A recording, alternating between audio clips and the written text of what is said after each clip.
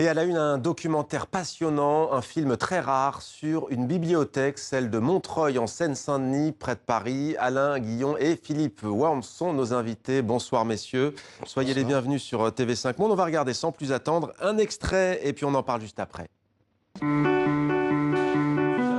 L'idée, c'est de créer du lien social au sein de la bibliothèque. L'atelier de conversation, c'est pas un cours de français, c'est une conversation.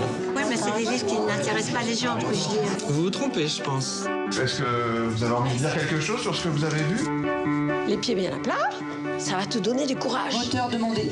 La dignité d'un homme seul, ça ne s'aperçoit pas. La dignité de 1000 hommes à l'allure d'un combat. Peut-être on peut leur demander s'il y a du cinéma qui existe chez elles et qu'est-ce qui existe comme cinéma. Amour. Des films d'amour. C'est plein de rencontres. Alain Guillon, c'est plein de rencontres, en effet. Le mot n'est pas trop fort, c'est hallucinant la vie qu'il peut y avoir dans cette bibliothèque. Oui. Vous voulez que je vous réponde à ça? Absolument.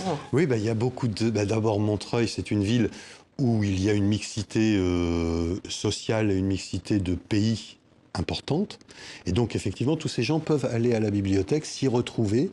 Et on avait, avec Philippe, pensé dès le début le film comme l'idée d'un refuge. Un refuge de gratuité, parce que c'est important, tout est gratuit. Et on propose à tous ces gens, pas forcément les jeunes, peut-être nous, on a orienter le film vers plus de jeunesse, mais on propose à tout le monde la possibilité de développer des mots, les aimer et les écrire et les lire. Donc la bibliothèque est l'héroïne, si l'on peut dire, de ce documentaire, même si tout le monde l'est quelque part. Comment est-ce que vous avez travaillé? Il a fallu du temps pour vraiment décrire ce qui s'y passait? Oui, pour faire ce genre de film, il faut beaucoup de temps. C'est des films en immersion. Le tournage a duré quasiment un an.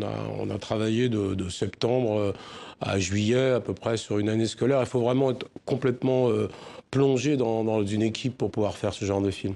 Et on s'aperçoit que la définition en fait, et des activités même d'une bibliothèque comme celle de Montreuil ont beaucoup évolué ces dernières années. Il n'y a pas que la lecture, il n'y a pas que l'emprunt des livres, loin de là. Une bibliothèque aujourd'hui, c'est vraiment, enfin en tout cas celle qu'on a filmée, mais elle est assez exemplaire, mais il y en a de plus en plus. C'est un lieu de résistance, enfin, c'est un lieu de mixité sociale, comme le disait Alain. C'est un lieu où on apprend à des jeunes à utiliser leurs paroles, à être droit, à se tenir droit, à retrouver une forme de dignité.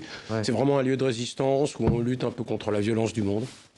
Où on lutte contre la violence du monde, un lieu de combat. C'est un peu une tour de Babel, au fond. Il y a même des personnes plus âgées qui apprennent le français, notamment. Ce sont des réfugiés, des migrants, pas forcément? Il y a des migrants et des réfugiés, ça on ne le sait pas vraiment. Mais des gens étrangers, oui, on les appelle les primo-arrivants à la bibliothèque.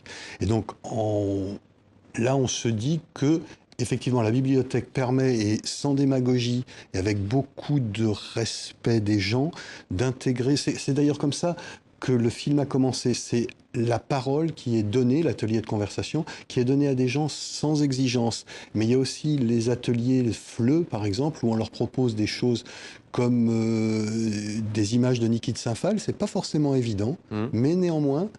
les publics le regardent, se disent « Ah oui, c'est ça la France » et un petit peu se disent que c'est bien d'être ici. Ouais, et toutes les générations y ont leur place. Il y a aussi notamment une femme très poignante qui dessine et qui est sans domicile fixe, qui d'ailleurs, au fil du documentaire, on s'aperçoit qu'elle n'est plus devant le site, qu'elle n'est plus là.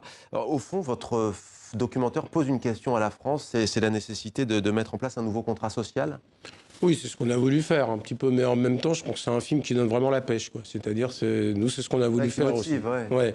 On s'en est aperçu en même temps qu'on tournait, mais je pense que le film, au bout du compte, reflète assez bien ça. C'est un film qui donne de l'énergie. Ça veut dire qu'on est trop pessimiste parfois en France par rapport à l'état d'une jeunesse, notamment, qui serait constamment sur les tablettes. Il y a encore la lecture, il y a encore l'activité littéraire.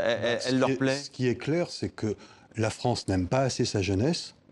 C'est l'évidence. Enfin, moi, je suis né dans un monde où la France aimait sa jeunesse. Et là, dans cet endroit, ils aiment la jeunesse.